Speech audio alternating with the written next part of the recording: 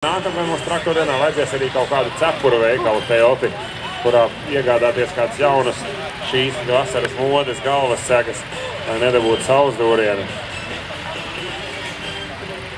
Oi, kā viņš tā dziesma patīk uzgriezt Jānis skaļā. Nu, lūdzu, balstu. Jā! Aiziet!